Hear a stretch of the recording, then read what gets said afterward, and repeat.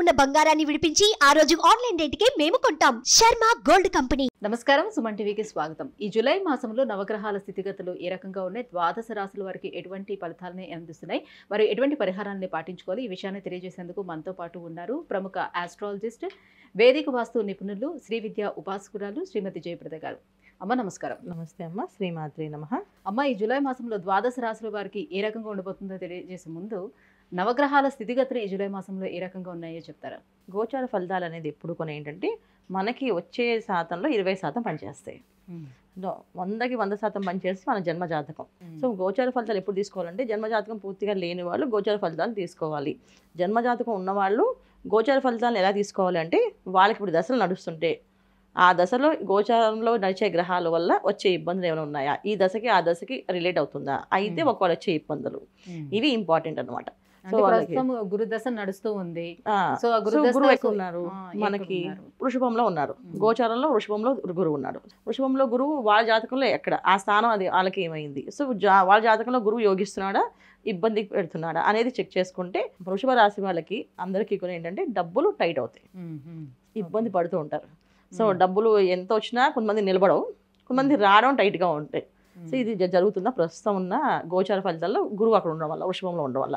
So వృషభం రాశి వాళ్ళకి ఉంటుంది, అలాగే మళ్ళీ అక్కడి నుంచి తులారాశిలో చూసిన వాళ్ళకు కూడా ఈ ఇబ్బంది ఖచ్చితంగా ఉంటుంది.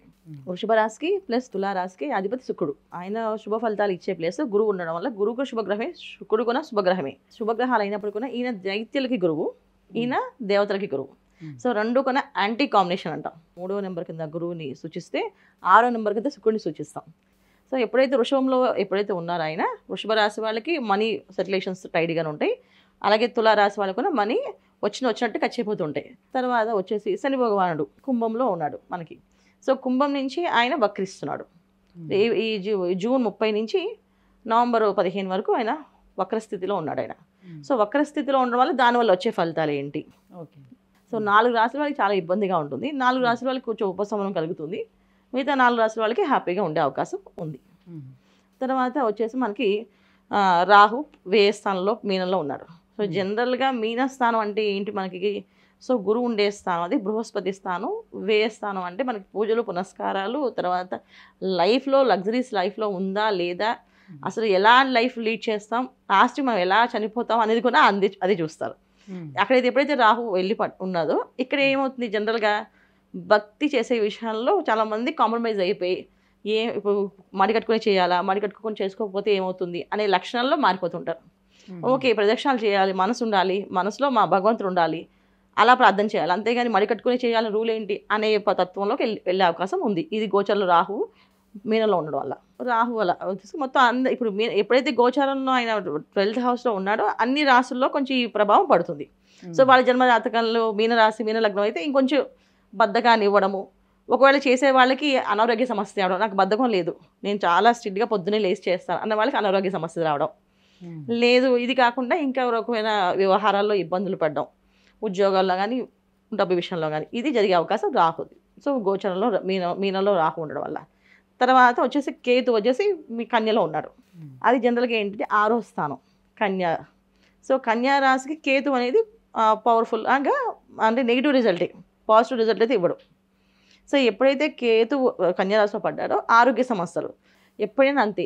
కేతు ఎక్కడ ఏ స్థానంలో ఉన్నా అక్కడ మనకి భయాన్ని గురి చేస్తాడు, అంటే ఏమొస్తుందో మనం చెప్పకుండా చేస్తాడు ఆయన. అందులో 6వ స్థానం అంటే రోగస్థానం మనకి. తర్వాత వచ్చేసి మనకి ఇంకా రవి ప్లస్ బుధుడు శుక్రుడు ప్రతి నెల మారుతూ ఉంటారు. సో వీళ్ళు గమనాలు అనేది ఏంటంటే రవి మారడం వల్ల ఆరోగ్యం ఎలా ఉంటుంది, సో కోర్టు విషయాల్లో కానీ మన ఉద్యోగ విషయాల్లో కానీ వ్యాపారం విషయాల్లో కానీ లావాదేవీలు ఎలా ఉంటాయని చూసుకోవచ్చు. శుక్రుడు మారడం వల్ల వివాహాలు ఆలస్యమైన వాళ్ళకి వివాహాలు కుదిరే అవకాశము, తర్వాత భార్యాభర్తల మధ్య సమస్యలు ఉంటే ఆ సమస్యలు తీరే అవకాశము శుక్రుడు మారడం వల్ల. సో బుధుడు మారడం వల్ల ఏంటంటే కొంచెం సౌమ్యంగా చెప్పడము, ఎదుటి వాళ్ళ విషయాలు వినడము, లేకపోతే వినకపోవడము, ఇలాంటి జరిగే అవకాశాలు చిన్న చిన్న మార్పులు. సో మాస ఫలితాల్లో ఎక్కువ మనకు మారేది ఏంటంటే రవి బుధుడు శుక్రుడు. మిగతా వాళ్ళందరూ సంవత్సరం, గురువు తర్వాత రాహు అయితే సంవత్సరాల కాలం, శని భగవాన్ అయితే 2.5 సంవత్సరాల కాలం ఇలా ఉంటారు కనుక మెయిన్ ఫలితాలు వీళ్ళే ఇస్తారు కనుక మనం ఇవి చూసుకుంటూ మాస ఫలితం ఏ రిజల్ట్స్ వస్తాయి అనేది మనం చూసుకొని చెప్పుకుందాం అన్న. అమ్మ, కన్యా రాశి వారికి ఈ జూలై మాసంలోనే వాళ్ళకి నవగ్రహాలు ఎలా సపోర్ట్ చేస్తున్నాయి? ఏ గ్రహం అనుకూలిస్తుంది, ఏ గ్రహం ప్రతికూలంగా ఉంది, అలాంటి ఫలితాలు తప్పకుండా కన్యా రాశి వాళ్ళకి ఏ ఏ గ్రహాలు అనుకూలిస్తున్నాయి కంటే కూడా బ్రహ్మాండంగా యోగిస్తుందని అనుకోవచ్చు. కన్యా రాశి వాళ్ళకి చాలా రోజుల నుంచి ఎన్నో ఏళ్ల నుంచి పనులు అవ్వని వాళ్ళకి, ఆపదలో ఇబ్బందులు పడే వాళ్ళకి, అప్పులతో సతమతమయ్యే వాళ్ళకి, డబ్బులు పుట్టని వాళ్ళకి, సో డబ్బు అసలు రాదేమో అని ఫిక్స్ అయిపోయిన వాళ్ళకి, వ్యాపారంలో ఇంకా లాభాలే లేవని అనుకునే వాళ్ళకి అందరికీ కూడా చాలా సూపర్గా పనిచేస్తుంది. ఎందుకంటే వీళ్ళకి అన్ని గ్రహాలు పక్కన పెడితే రాహుకేతు ఇద్దరు ఆపోజిట్లో చూసుకుంటున్నారు చక్కగా. ఎప్పుడైతే వాళ్ళిద్దరు చూసుకుంటున్నారో, ఎప్పుడైతే చెప్పారో దైవశక్తి తర్వాత వచ్చే శక్తి ఏదైతే ఉందో రాక్షస శక్తి. సో దేవతా శక్తి కంటే రాక్షస శక్తి కొంచెం ఎక్కువ ప్రభావం చూపించేస్తుంది ఆటోమేటిక్గా. ఎప్పుడైతే ఈ రాహుకేతు ఇద్దరు చూసుకుంటున్నారో చేయాల్సిన పనులు, చేయాల్సిన కార్యక్రమాలు అన్నీ అయిపోతాయి, ఫాస్ట్గా అవుతాయి. చాలా ఏళ్ళ నుంచి పెళ్ళి అవ్వని వాళ్ళకి పెళ్ళి అవ్వడం, పిల్లలు కలగలేని వాళ్ళకి పిల్లలు కలగడం, చాలామందికి పిల్లల కోసం పాపం ప్రయత్నాలు చేస్తూ ఉంటారు, హాస్పిటల్స్ చుట్టూ తిరుగుతుంటారు, వాళ్ళకి సంతానం యోగం భాగ్యం కలగడము, వివాహాలు అవ్వడము, ఎన్నో రోజుల నుంచి కోర్టు వ్యవహారాల్లో ఇబ్బందులు పడుతూ డిస్టర్బెన్స్ పడుతూ చాలా ఇబ్బంది దాని నుంచి బయటపడడం అండి.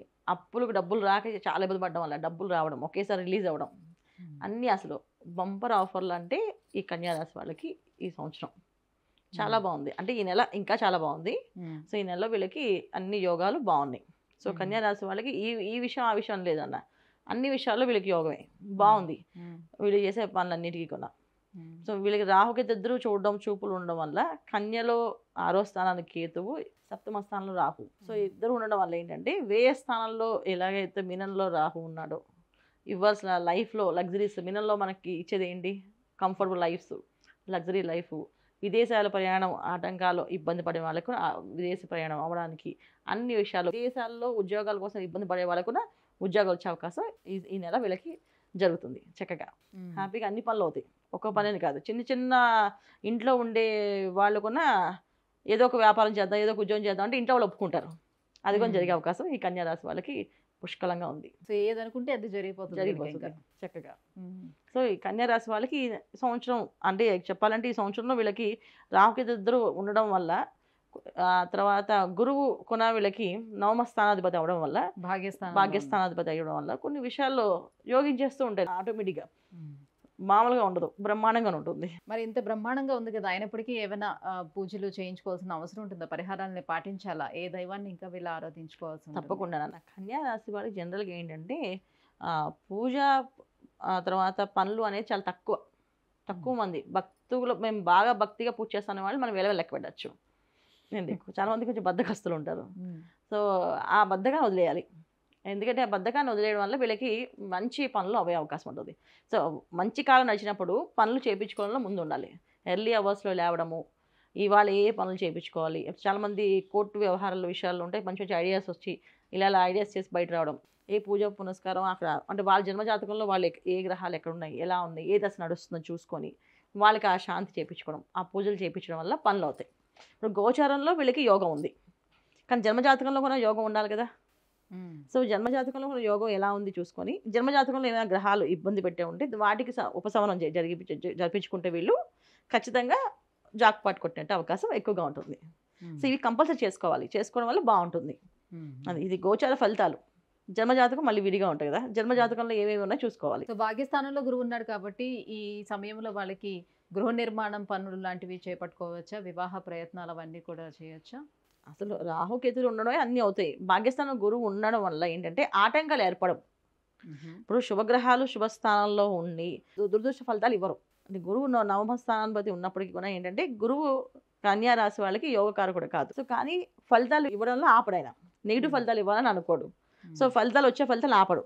సో గురువు ఎక్కడున్నా శుభస్థానాన్ని శుభ ఫలితాలు ఇవ్వడానికి ఇష్టపడతారు. సో అందుకని ఏంటంటే రాహుకేతులు ఇద్దరు బలంగా ఉన్నాయి కనుక ఖచ్చితంగా పనులు అవుతాయి బ్రహ్మాండంగా, అన్ని పనులు. చాలామంది మెడికల్ సీట్లు రాని వాళ్ళకి మెడికల్ సీట్స్ వచ్చే అవకాశం ఉంది. స్టూడెంట్స్కి ఎవరైతే కష్టపడుతున్నారో ఎంబీబీఎస్ సీట్స్ కావాలని చెప్పేసి వీళ్ళకి తక్కువలో వచ్చే అవకాశం ఉంది. ఇప్పుడు మామూలుగా అయితే 2 కోట్లు కట్టండి, 3 కోట్లు కట్టండి అని చెప్పి అంటుంటారు. సో వీళ్ళకి 10 లక్షలు 15 లక్షల్లో ర్యాంక్లో మెరిట్లో వచ్చే అవకాశాలు ఎక్కువగా ఉంటాయి. సో అలాంటి అవకాశాలు కూడా ఈ సంవత్సరం ఈ కన్యా రాశి వాళ్ళకి ఉన్నాయి. అమ్మ, జూలై మాసంలోనే కన్యా రాశి వారికి ఎలా ఉండబోతుంది, ఎటువంటి జాగ్రత్తలు తీసుకోవాలి, ఎలాంటి పరిహారాలు పాటించాలనే విషయాన్ని తెలియజేసినందుకు ధన్యవాదాలు. నమస్తే అమ్మా, శ్రీమాత్రే నమః. సుమన్ టీవీలో మీ పర్సనల్ అండ్ బిజినెస్ ప్రమోషన్స్ కోసం కింది నెంబర్కి కాంటాక్ట్ చేయండి.